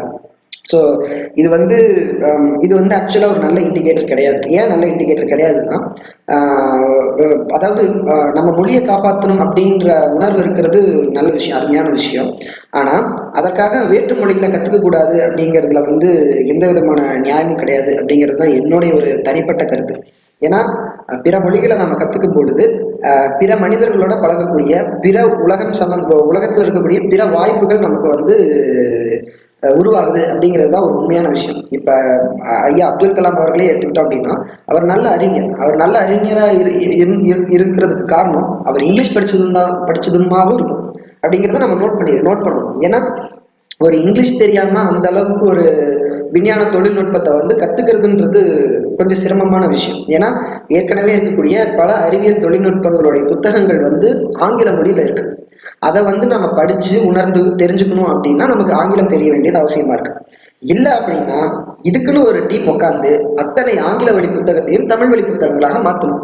இன்னைக்கு வந்து தமிழ் படிச்சவங்க, அதாவது தமிழ்ல இந்த வீடியோ நீங்க பாக்குற யாராவது தமிழ் லிட்ரேச்சரா இருக்கிறீங்க அப்படின்னா இதை பத்தி யோசிச்சு பாருங்க. ஏன்னா இன்னைக்கு இருக்கிற சமுதாயத்துல நம்ம இருக்கக்கூடிய நல்ல நல்ல வேற்றுமொழி புத்தகங்கள் எல்லாம் தமிழ் மொழிக்கு மொழிபெயர்க்கிறது மாதிரி தமிழர்களுக்கு நம்ம எந்த ஒரு தொண்டு செய்ய முடியாது. அது ஒரு மிகப்பெரிய ஒரு சமூக சேவையா இருக்கும் அப்படிங்கிறது என்னுடைய நம்பிக்கை. ஏன்னா நம்மளுடைய தமிழ் சமூகம் வேற மொழியில இருக்கக்கூடிய, அதாவது எந்த மொழி பேசுறவங்களையும் அறிஞர்கள் இருப்பாங்கன்றது நம்ம ஒத்துக்க வேண்டிய விஷயம். தமிழ் மொழி பேசுறவங்கள்ல மட்டும்தான் அறிஞர்கள் இருப்பாங்க அப்படின்றது ஒரு மூடத்தனமான விவாதம் அப்படின்னு தான் நான் சொல்லுவேன். அதனால வேற்று மொழிகள்ல இருக்கக்கூடிய அறிஞர்களுடைய வேற சில நல்ல புத்தகங்கள் எல்லாம் தமிழ்ல மொழிபெயர்த்து நம்ம மக்களுக்கு யாராவது கொடுத்தாங்கன்னா அதை அவங்க ஈஸியா படிச்சு புரிஞ்சு தெரிஞ்சுக்குவாங்க. அப்படிங்கிறது தான் வந்து ஒரு மிகப்பெரிய ஒரு விஷயம். ஸோ அதே தான் நானும் செய்யணும்னு நினைச்சு செஞ்சுக்கிட்டு இருக்கேன். ஸோ இந்த வீடியோ பார்க்குறவங்க யாராவது தமிழ் லிட்ரேச்சர்ஸா இருந்தீங்கன்னா தயவு செஞ்சு இதை பத்தி யோசிச்சு பாருங்க. ஆங்கிலம், தமிழ், இல்ல வந்து ஹிந்தி, தமிழ், ஹிந்தியில இருக்கக்கூடிய ஒரு நல்ல சில புத்தகங்களை கூட நீங்க தமிழ்ல மொழிபெயர்த்து போடலாம். அப்படிங்கும் போது என்ன ஆகும்னா நம்ம மக்களுக்கு தான் அறிவு விரிவடையும் அப்படின்றத வந்து நம்ம புரிஞ்சுக்கணும். அட் த சேம் டைம் அதே நேரத்துல நம்மளும் வேறு சில மொழிகளை வந்து கத்துக்கிறதுக்கும் முயற்சி பண்ணணும். நம்மளுடைய தாய்மொழி வந்து நம்ம எங்கேயுமே விட்டு கொடுக்க கூடாது. அது நம்மளுடைய கலாச்சார உரிமை, கலாச்சார அடையாளம். அதை நம்ம விட்டு கொடுக்காம வேற சில மொழிகளையும் நம்ம கத்துக்கிறது மூலயமா நம்ம மொழி, நம்ம கலாச்சாரத்தையும் உலக தரத்துக்கு எடுத்துட்டு போய் உலக அரங்கில் தெரியப்படுத்துறதுக்கு நமக்கு நிறைய வாய்ப்பு கிடைக்கும். எப்படி வந்து மதிப்பிற்குரிய ஏஆர் ரஹ்மான் அவர்கள் வந்து ஆஸ்கார் அவார்டு வாங்கும்போது எல்லா புகழும் இறைவனுக்கேன்னு தமிழ்ல ஒரு ஸ்டேட்மெண்ட் கொடுத்தாரோ அப்படி. ஸோ அந்த மாதிரி ஒரு உலக அரங்கத்துல போய் நம்ம நிற்கும் போது அங்க ஒரு தமிழ் ஸ்டேட்மெண்ட்டை நம்ம கொடுத்தோம்னா டெஃபினட்டா அதுக்கு எல்லாருமே டிரான்ஸ்லேஷன் என்னன்னு தேடுவாங்க. இது மூலியமா தமிழ் மொழியோடைய பெருமையையும் தமிழ் மொழியோடைய ஒரு ஒரு நிகரற்ற மகிமையையும் நம்ம வந்து உலக அரங்கத்துக்கு கண்டிப்பா தெரியப்படுத்தலாம் அப்படிங்கிறதா என்னுடைய ஒரு தாழ்மையான கருத்து. அதை சொல்லிக்கிட்டு நான் என்ன சொல்றேன் அப்படின்னா, இந்த சப்ஜெக்டுக்குள்ள வந்துருவோம். என்னதுன்னா, a new language in the early school years, especially one that is not outside school. அதாவது ஸ்கூலுக்கு வெளியில பேசாத மொழியில ஒரு படிப்பு படிக்கும்போது அது ரொம்ப சிரமமான படிப்பு, அது வந்து படிப்புக்கே ஒரு தடையா இருக்கும் அப்படின்னு சொல்றாங்க. இப்போ இங்கிலீஷ் மீடியம் ஸ்கூல்ஸா வந்துருச்சு அப்படின்னா அதுல வந்து என்ன இருக்குன்னா, இங்கிலீஷ் இருக்கும். இங்கிலீஷை வந்து நம்ம ஸ்கூலுக்கு வெளியில எங்கேயும் பேச போறது இல்லை, வீட்டில் வந்து அவர்களுடைய தாய்மொழியை தான் நம்ம பேச போறோம். அப்படிங்கும்போது ஒரு சில வாக்கியங்கள், ஒரு சில வார்த்தைகள் எல்லாம் வந்து அந்த குழந்தைங்க புரிஞ்சுக்கிறதுக்கு ரொம்ப சிரமமா இருக்கும். அது வந்து அவர்களுடைய கற்கும் திறனுக்கு ஒரு தடையா இருக்கும், பேரியரா இருக்கும் அப்படின்னு சொல்றாங்க. It is important to understand that if a child speaks or understands the classroom language, engaging with new concepts, ideas and information is easier as is learning to read and write. அதாவது அவங்க வந்து எந்த மொழியில அவங்க பேசுறாங்களோ அதுவே அவங்களுடைய class room language ஆகும். Class ரூம்ல அதே மொழியை பேசி அதே மொழியில எழுதி படிச்சாங்கன்னா அவங்க இன்னும் வந்து நல்லா ஈஸியா வந்து ஐடியாஸையும் கான்செப்ட்ஸையும் கத்துக்க முடியும் அப்படிங்கிறது தான் அவங்க சொல்லியிருக்காங்க. அதே மாதிரி என்ன சொல்றாங்கன்னா, அதாவது பிரைவேட் ஸ்கூல்ஸ் வந்துச்சுன்னா எஜுகேஷனோட குவாலிட்டி வந்து அதிகமாகும் அப்படின்னு நிறைய வாதங்கள் இருக்கு. ஏன்னா ஒரு சில அரசாங்க பள்ளிக்கூடங்கள்ல பெயரளவுக்கு பாடம் நடத்துறதாக நிறைய குற்றச்சாட்டுகள் இருக்கு. அட் த சேம் டைம் தமிழ்நாட்டிலேயே மாநில அளவுல, மாவட்ட அளவுல சிறந்த ரிசல்ட்ஸ் வாங்கின அரசாங்க பள்ளிக்கூடங்களும் இருக்கு. அதையும் நம்ம பேப்பர்ஸ்ல பார்த்துக்கிட்டே தான் வந்துகிட்டு இருக்கோம். அட் த சேம் டைம் ஒரு சில பள்ளிக்கூடங்கள் வந்து கொஞ்சம் லெத்தார்ஜிக்கா இருக்கிறதாக இருக்கிற கருத்தும் நம்ம கிட்ட இருக்கு. அதுவும் ஒரு ஒத்துக்க வேண்டிய வெளிப்படையான ஒரு உண்மைதான். அதனால என்ன சொல்றாங்கன்னா, ஒரு சிலர் வந்து இந்த பிரைவேட்டைசேஷனை வந்து ஆதரிக்கிறாங்க. அதாவது பள்ளிக்கூடங்களை வந்து தனியார் மயப்படுத்துறதுனால, தனியார் பள்ளிக்கூடங்கள் ஆரம்பிக்கப்படுறதுனால குவாலிட்டி வந்து இம்ப்ரூவ் ஆகும்னு சொல்றாங்க. ஒன்றும் பெருசா இல்லை அப்படிங்கிறது தான் வந்து காலப்போக்கில் நமக்கு கொடுத்த அது ஒரு நிதர்சனமான ஒரு ரிசல்ட். ஏன்னா இன்னைக்கு நிலைமைக்கு சிபிஎஸ்சி படிக்கிறவங்களும் அப்படிதான் இருக்காங்க, ஸ்டேட் போர்டில் படிக்கிறவங்களும் அப்படிதான் இருக்காங்க, அதில் இங்கிலீஷ் மீடியம்ல படிக்கிறவங்களும் அப்படிதான் இருக்காங்க, தமிழ் மீடியம்ல படிக்கிறவங்களும் அப்படிதான் இருக்கிறாங்க, கவர்மெண்ட் ஸ்கூல்ஸ்ல படிக்கிறவங்களும் அப்படிதான் இருக்காங்க. அதாவது உண்மையா கற்றுணர்ந்து வெளியில வரவங்க ரொம்ப குறைவு. ஸோ அதனால வந்து இன்னுமே நம்மளுடைய கல்வி தரத்தை வந்து அதிகப்படுத்தணும். கல்வியுடைய கட்டுப்பாடுகளை வந்து இன்னும் கொஞ்சம் நெறிப்படுத்தணும் அப்படிங்கிறதான். மாணவர்களுக்கு திரும்ப திரும்ப தேர்வு வைக்கிறது மட்டும் கல்வியை நெறிப்படுத்துற ஒரு ஒரு ஒரு இதா இருக்காது. அது போக வேறு சில விஷயங்களையும் நம்ம கான்சென்ட்ரேட் பண்ணணும். தகுதியான ஆசிரியர்களை தேர்ந்தெடுக்கிறதுல நம்ம கவனம் செலுத்தணும். அதே மாதிரி இன்னைக்கு எல்லாமே டெக்னாலஜி ஆயிட்டதுனால நிறைய அறிவியல் கான்செப்ட்ஸை வந்து நம்ம அனிமேஷனா காட்ட முடியும். அந்த தொழில்நுட்பங்கள் எல்லாம் எடுத்துட்டு வரது மூலியமா நம்ம வாயால சொல்லி புரிஞ்சுக்க முடியாத நிறைய விஷயங்களை ஒரு படமா போட்டு காட்டும்போது குழந்தைங்க இன்னும் தெளிவா ஆழமா புரிந்துணர்றதுக்கு நிறைய வாய்ப்பு இருக்கு. ஸோ அதை பத்தி எல்லாம் வந்து ஸ்கூல்ஸ்ல யோசிக்கலாம் அப்படிங்கிறது என்னுடைய ஒரு தாழ்மையான கருத்து. டெஃபினட்டா எஜுகேஷன் ரிலேட்டடா ஏதாவது ஒரு மெயின்ஸ் கொஸ்டின் கேட்டா இந்த ஐடியாஸ் எல்லாம் யூஸ் பண்ணிக்கோங்க. இதுல ஏதாவது மாற்று கருத்து இருந்ததுனால கமெண்ட் செக்ஷன்ல சொல்லுங்க. நம்ம பேசி ஒரு நல்ல முடிவு வரும். நமக்கு தேவை மெயின்ஸ்ல ஒரு நல்ல ஆன்சர் கொடுக்கணும் அப்படிங்கிறது தான். பதவிக்கு வந்ததுக்கு அப்புறமா ஒரு நல்ல சிஸ்டமை நம்ம ஒரு இனிஷியேட் பண்ணணும், இன்கார்பரேட் பண்ணணும் அப்படிங்கிறது தான்.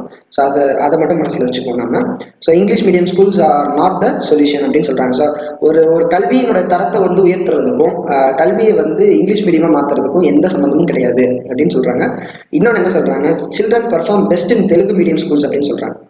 இது வந்து தமிழ் மீடியம்ல படிக்கிற குழந்தைங்க கிட்டே நம்ம நிறைய பார்க்குற ஒரு விஷயம்தான். என்னன்னா, இன்னைக்கு படிக்கிற குழந்தைங்களை பத்தி எனக்கு தெரியாது. ஆனா ஒரு 10-20 வருஷத்துக்கு முன்னாடி தமிழ் மீடியம்ல படிச்ச நிறைய பேர் சாதிச்ச நிறைய விஷயங்களை நம்ம பார்த்துருக்கோம். கலெக்டரா இருக்காங்க, ஈஸியா கலெக்டரா இருக்காங்க, சயின்டிஸ்டா இருக்காங்க, எவ்வளவோ துண்டுச்சீட்லையும் துணுக்கு செய்திகள்லையும் நம்ம படிச்சுக்கிட்டே தான் இருக்கோம். தமிழ் மீடியம்ல படிச்சவங்க அந்த சாதனை பண்ணியிருக்காங்க, இந்த சாதனை பண்ணியிருக்காங்க. இதுக்கு முக்கியமான காரணம் என்னன்னா, அவங்களாம் புரிந்துணர்ந்து படிச்சாங்க. என்ன படிக்கிறோம், ஏது படிக்கிறோம்ன்ற ஒரு புரிந்துணர்வு இருந்துச்சு. ஏன்னா அன்னைக்கு வந்து வழக்கத்திலையும் சுத்த தமிழ் இருந்தது, பள்ளிக்கூடத்திலையும் வந்து ஒரு சுத்த தமிழ் இருந்ததுனால அப்போ படிச்சவங்களால ஈஸியா வந்து ரெண்டையும் ரிலேட் பண்ணிக்க முடிஞ்சது, கனெக்ட் பண்ணிக்க முடிஞ்சது. ஆனா இப்போ வந்து ரொம்ப கலப்படமான தமிழ், அதே மாதிரி ஒரு எதுவுமே ஒரு உருப்படி இல்லை. தமிழும் நம்ம உருப்படி இல்லை, இங்கிலீஷும் உருப்படி இல்லைன்ற ஒரு நிலைமையில ரெண்டையுமே வந்து சேர்த்து படிச்சுக்கிறது அப்படிங்கிறது வந்து ரொம்ப ஒரு சிரமமான விஷயமா தான் குழந்தைகளுக்கு இருக்குது. ஸோ உண்மையிலேயே வந்து குழந்தைகளுடைய ஆங்கில அறிவு வளரணும் அப்படின்னு நினைக்கிறவங்க வந்து அதை கொஞ்சம் கொஞ்சமாக தான் எடுத்துகிட்டு வர முடியும். டக்குன்னு இந்த மாதிரி ஒரு மாற்றங்கள் செய்யறது மூலியமா எந்த அளவுக்கு அதை அச்சீவ் பண்ண முடியும்னு எனக்கு தெரியல. ஸோ அதே மாதிரி இன்னொரு முக்கியமான ஸ்டேட்மெண்ட் என்ன கொடுக்குறாங்கன்னா, no state government can claim that a majority of teachers especially in elementary schools are English fluent அப்படின்னு சொல்றாங்க. கவர்மெண்ட் டீச்சர்ஸே இங்கிலீஷ்ல ஃப்ளூவெண்ட் இல்லை அப்படின்னு சொல்றாங்க. அது இங்கிலீஷ் நடத்துறவங்களா இருந்தாலும் சரி அப்படின்னு சொல்றாங்க. இங்கிலீஷ் படம் நடத்துறவங்களே இங்கிலீஷ்ல ஃப்ளூவெண்ட் இல்லை அப்படின்னு ஒரு குற்றச்சாட்டு இந்த எடிட்டோரியல் எழுதினவங்களால வைக்கப்படுது. அதே மாதிரி the vast majority of them have had their entire education in mother tongue. இது உண்மைதான். இன்னைக்கு டீச்சர்ஸா இருக்கிறவங்க ஒரு 20-30 வருஷத்துக்கு முன்னாடி படிச்சவங்களா இருப்பாங்க. அவங்க வந்து கண்டிப்பா வந்து ஒரு தமிழ் அவங்களுடைய தாய்மொழி வழியா படிச்சவங்களா தான் இருப்பாங்க. ஸோ அவங்க வந்து திடீர்னு ஒரு இவ்வளவு காலமும் வந்து என்ன பண்ணியிருப்பாங்கன்னா, தாய்மொழியில் தான் நடத்திட்டு இருந்திருப்பாங்க. ரெண்டு கலந்து ஒரு பைலிங்குலா தான் நடத்திட்டு இருந்திருப்பாங்க. டக்குன்னு அவங்க மேல இங்கிலீஷ் இம்போஸ் பண்றது மூலியமா, இங்கிலீஷில் தான் நடத்தணும் அப்படின்னு சொல்றது மூலியமா அவங்க வந்து டக்குன்னு டிரான்ஸ்ஃபார்ம் ஆக முடியாது. they would not transform அப்படின்னு சொல்றாங்க. அது வந்து என்ன ஆகும்னா, மாறாக மறுபடியும் வந்து கல்வி முறையை ஊனப்படுத்தும் அப்படின்னு சொல்றாங்க. ஏன்னா மறுபடியும் வந்து ஒரு அரைகுறை இங்கிலீஷும் ஒரு அரைகுறை மொழியும் வரும்போது மேலும் அது வந்து மாணவர்களை டயர்டாகும், மேலும் வந்து அது வந்து படிப்புல ஒரு ஆர்வமின்மையை உருவாக்கும் அப்படின்றது வந்து ஒரு கருத்தாக சொல்லப்படுது. ஸோ அடுத்து என்ன டாபிக் அப்படின்றது பார்க்கலாம். குவாலிட்டி ஆன் டேப் அப்படின்னு சொல்றாங்க. அதாவது தண்ணி பிரச்சனை. என்ன சொல்றாங்கன்னா, இப்போ சமீபத்தில் ministry of consumer affairs, food and public distribution வந்து என்ன சொல்லியிருக்காங்கன்னா, மேஜர் இந்தியன் சிட்டிஸ்னா ஒரு 21 சிட்டி தேர்ந்தெடுத்திருக்காங்க. 21 சிட்டிஸ்ல என்ன சொல்றாங்கன்னா, வாட்டர் குவாலிட்டி டேப்ல வரக்கூடிய கவர்மெண்ட் சப்ளை பண்ணக்கூடிய தண்ணியில வந்து தண்ணியோட குவாலிட்டி வந்து ரொம்ப குறைவாக இருக்கிறதா சொல்லியிருக்காங்க. அதில் சென்னை அண்ட் கொல்கத்தா வந்து ரொம்ப வெரி லோ கேட்டகரியில இருக்கிறதாக சொல்லியிருக்காங்க. மகாராஷ்டிரா தான் ஓரளவுக்கு ஒரு ஃபைனான ஒரு கேட்டகரியில் இருக்கிறதாக சொல்லியிருக்காங்க. ஸோ இந்த மாதிரி ஒரு ஃபர்ஸ்ட் ரிப்போர்ட் ஒன்று வந்திருக்கு. ஆல்ரெடி டெல்லி ஏர் பொல்யூஷன், இப்போ வந்து water pollution. So right to breathe, right to drink வாட்டரே வந்து பாதிக்கப்பட்டிருக்கு. ஏன்னா ரைட் டு குட் குவாலிட்டி வாட்டருங்கிறது நம்மளுடைய அடிப்படை உரிமை தானே. ரைட் டு ஃபுட் மாதிரி ஒரு அடிப்படையான ஒரு உரிமை. ஸோ இதெல்லாம் வந்து என்ஷூர் பண்ண வேண்டியது கவர்மெண்ட்டோடைய அத்தாரிட்டிஸோடைய மிக முக்கியமான ஒரு வேலை. ஆனால் அவங்க மட்டுமே அதை செய்ய முடியாது அப்படிங்கிறத நமக்கும் தெரிஞ்சது தான். நமக்கும் அதில் வந்து சரியா அளவு பங்கு இருக்கு. நம்மளும் வந்து நம்ம எந்த அளவுக்கு சோசியலி ரெஸ்பான்சிபிளாக நடந்துக்கிறோம் அப்படின்றதையும் நம்ம வந்து யோசிச்சு பார்க்க வேண்டியது ரொம்ப முக்கியம். இதுக்கு வந்து எடிட்டோரியலில் கொடுத்துருக்க ஒரு காரணம் என்ன சொல்றாங்க, பேக்கேஜ்டு ட்ரிங்கிங் வாட்டர் வந்தது கூட இந்த மாதிரி கன்சர்ன் அத்தாரிட்டிஸ்க்கு ஒரு லெத்தார்ஜினஸை வந்து ஏற்படுத்தியிருக்கலாம் அப்படின்னு சொல்லப்படுது. ஏன்னா இன்னைக்கு சுத்தமான தண்ணி வேணும்னு நினைக்கிறவங்க காசு கொடுத்து மினரல் வாட்டர் பாட்டில் அடைச்ச கேன்ல அடைச்ச மினரல் வாட்டர் வாங்கி குடிச்சுக்கிறாங்க. அதனால யாரும் போய் கம்ப்ளைண்ட் பண்றது இல்லை. முனிசிபல் வாட்டரோட குவாலிட்டி வந்து கம்மியா இருக்கு, இதை குடிக்கிறதுனால நோய் ஏற்படுது அப்படின்ற மாதிரியான கம்ப்ளைண்ட்ஸ் யாரும் பெருசா பண்றது இல்லை. வசதி இல்லாதவங்க மினரல் கேன் வாட்டர் வாங்குற அளவுக்கு வசதி இல்லாதவங்க தான் இந்த கவர்மெண்ட் சப்ளை பண்ணக்கூடிய முனிசிபல் வாட்டரை வந்து குடிக்கிறாங்க. அவங்களால வந்து கவர்மெண்ட் ஆஃபீஸு கம்ப்ளைண்ட்டு கன்சியூமர் கோர்ட்டுனால அலைய முடியாது அப்படிங்கிறதுனால ஒரு லெத்தார்ஜிக்னஸ் வந்து உருவாயிருக்கலாம் அப்படின்னு சொல்றாங்க. அதே மாதிரி என்ன சொல்றாங்கன்னா பாருங்க, 21 சிட்டிஸ் கன்சர்னிங், ஒரு 21 சிட்டிஸ்ல வாட்டர் குவாலிட்டி வந்து ரொம்ப கன்சர்னிங்கா இருக்கு, ரொம்ப நம்மளை கவலைப்படுத்துற ஒரு விஷயமா இருக்கு அப்படின்னு சொல்றாங்க. அதாவது டெல்லி பியூரோ ஸ்டாண்டர்ட்ஸ் இந்த பாயிண்ட் ஹைலைட் பண்ணுவோம். இப்போ சமீபத்தில் வந்து பியூரோ ஸ்டாண்டர்ட்ஸ் ஆஃப் இந்தியா வந்து என்ன பண்ணாங்கன்னா, டெல்லியோடைய வாட்டர் குவாலிட்டி வந்து செக் பண்ணிட்டு ரொம்ப மோசமான நிலைமையில இருக்கு, குடிக்கிறதுக்கு தகுதியே இல்லாத ஒரு தண்ணி அப்படின்னு ஒரு ஸ்டேட்மெண்ட் கொடுத்துருந்தாங்க. நாட் போர்ட்டபிள் அப்படின்னு கொடுத்துருந்தாங்க. போர்ட்டபிள்னா என்னன்னா குடி தண்ணி அப்படின்னு அர்த்தம். நாட் போர்ட்டபிள் அப்படின்னா குடிக்க முடியாத தண்ணி அப்படின்னு அர்த்தம். அந்த டேர்ம் வந்து பேப்பர்ல யூஸ் பண்ணியிருந்தாங்க, தெரிஞ்சு வச்சுக்கோங்க, யூஸ் ஆகும். ஸோ என்ன சொல்றாங்க அப்படின்னா, குடிக்கவே முடியாத தண்ணி அப்படின்னு சொல்லியிருந்தாங்க. அதுக்கு வந்து டெல்லி ஜல், போர்டு. ஜல்னா தண்ணின்னு நமக்கு கொஞ்சம் ஏதோ ஒரு 4 ஹிந்தி படம் பார்த்துருந்தா கூட தெரிஞ்சிருக்கும். ஸோ அவங்க வந்து டெல்லி வாட்டர் போர்டு வந்து என்ன சொல்லியிருக்காங்கன்னா, இது வந்து பொய் அப்படின்னு சொல்லிட்டாங்க. பியூரோ ஸ்டாண்டர்ட்ஸ் ஆஃப் இந்தியா சொல்றதுல வந்து பெரிய அளவுக்கு உண்மை இல்லை அப்படின்னு சொல்லிட்டாங்க. அவங்க தண்ணி எங்கேருந்து எடுத்து டெஸ்ட் பண்ணாங்கன்னு தெரியல, எங்கேருந்து எடுத்து டெஸ்ட் பண்ணிட்டு அதில் இம்ப்யூரிட்டிஸ் அதிகமாக இருக்குது அப்படின்னு சொல்கிறாங்க அப்படின்னு சொல்லிட்டாங்க. பட் எது உண்மை எது பொய்ன்றதை தாண்டி மக்கள் குடிக்கிற தண்ணி, மக்கள் சுவாசிக்கிற காற்று ரெண்டையுமே வந்து சுத்தமாக வச்சுக்க வேண்டியது கடமை அரசாங்கத்துக்கும் இருக்குது, மக்களுக்கும் இருக்குது. டெல்லியோட இஷ்யூ எடுத்துக்கிட்டோம்னா பாப்புலேஷன் தான் மிக முக்கியமான ஒரு காரணம். டெல்லி மட்டும் கிடையாது, இந்த 21 சிட்டிஸுமே என்ன மாதிரி சிட்டிஸ்னா நல்ல ஒரு ஹைலி பாப்புலேட்டட் சிட்டிஸ். உதாரணத்துக்கு இதில் லிஸ்ட் நான் பார்க்கல, ஆனால் நமக்கே தெரியும் எது எது இருந்திருக்க போகுது அப்படின்னு. மும்பை கண்டிப்பாக இருந்திருக்கும், கொல்கத்தா இருக்குது, அதே மாதிரி சென்னை இருந்திருக்கும், அதே மாதிரி பெங்களூர் இருந்திருக்கும். ஸோ டெல்லி இது மாதிரியான சிட்டிஸ் தான் வந்து அதிகமாக பொல்யூட் ஆயிருக்கும் அப்படின்றது நமக்கே தெரிஞ்ச விஷயம் தான். இதுக்கு மிக முக்கியமான காரணம் என்னன்னா ஹை பாப்புலேஷன் ஒரு காரணம். ரெண்டாவது என்ன ஒரு காரணம்னா புவர் ட்ரைனேஜ் ஃபெசிலிட்டி. அதாவது ஒரு ஒரு ஒரு ஒரு ஒரு நல்ல வடிகால் சிஸ்டம் வந்து கிடையாது. இதெல்லாம் எதனால ஏற்படுற ஒரு விளைவுனா அன்பிளான்டு டெவலப்மெண்ட் அப்படின்னு சொல்லலாம். அதாவது அன்பிளான்டு டெவலப்மெண்ட்டுக்கு சென்னை கூட ஒரு உதாரணமாக நம்ம சொல்லிக்கலாம். என்ன ஒரு அன்பிளான்டு டெவலப்மெண்ட்னா என்ன அப்படின்னா, டக்குன்னு ஒரு சிட்டி வந்து பெரிய சிட்டியாக வளர்ந்துடும். ஆனால் அந்த பெரிய சிட்டியாக வளர்ந்த உடனே என்ன ஆயிடுவாங்கன்னா கஜன்னு மக்கள் கூட்டம் போய் அங்கே கும்மிய ஆரம்பிச்சிடும்.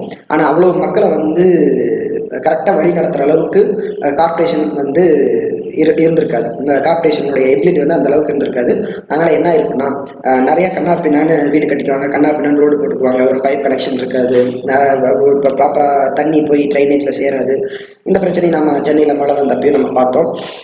ஸோ இந்த மாதிரி நடக்கிறதுக்கு பேர் தான் என்னதுன்னா அன்பிளான்டு டெவலப்மெண்ட். இது நடக்கிறதுக்கு முக்கியமான காரணம் என்னன்னா ரிசோர்ஸ். அதாவது ஒரு ஏரியாவை மட்டும் பிஸ்னஸ் ஏரியாவை மாற்றுறது, ஒரு ஏரியாவை மட்டும் ஹைலி எக்கனாமிக் ஏரியாவை மாற்றுறது, ஒரு ஏரியாவை வந்து கட்டுக்காமி விட்டுறது. இப்போ தமிழ்நாடுன்னு எடுத்துக்கிட்டோம்னா எல்லாரும் ஓடக்கூடிய இடம், சென்னையிலேருந்து கன்னியாகுமரி வரைக்கும், இந்த பக்கம் கோயம்புத்தூர்லேருந்து நாகப்பட்டினம் வரைக்கும் எல்லாரும் ஓடக்கூடிய இடம் எங்கன்னா சென்னைக்கு. எதுக்காக ஓடுறாங்கன்னா வேலை வாய்ப்பு தேடி ஓடுறாங்க. அங்கே மட்டும்தான் கார்பரேட் கம்பெனிஸ் இருக்கு. ஸோ அதனால அங்கே வேலை வாய்ப்பு தேடி அதிக சம்பளத்தை தேடி ஓடுறாங்க. அதிக சம்பளத்தை தேடி ஓடுறாங்க, என்னத்தை மறந்துடுறாங்கன்னா அங்கே வாழக்கூடிய செலவும் வந்து ரொம்ப அதிகம் அப்படின்றத மறந்துடுறாங்க. அங்கே போய் ஒரு எளிமையான வாழ்க்கையை தான் அவங்களால வாழ முடியுது. ஸோ இதெல்லாம் வந்து அந்த டாப்பிக்கில் டிஸ்கஸ் பண்ணலை. நம்ம மெயின்ஸ் பெர்ஸ்பெக்டிவ்ல இது நிறைய இடங்கள்ல இந்த கான்செப்ட்ஸ் எல்லாம் நமக்கு யூஸ் ஆகும் அப்படின்றதுனால நான் ஜென்ரலாக சொல்லிட்டு இருக்கேன்.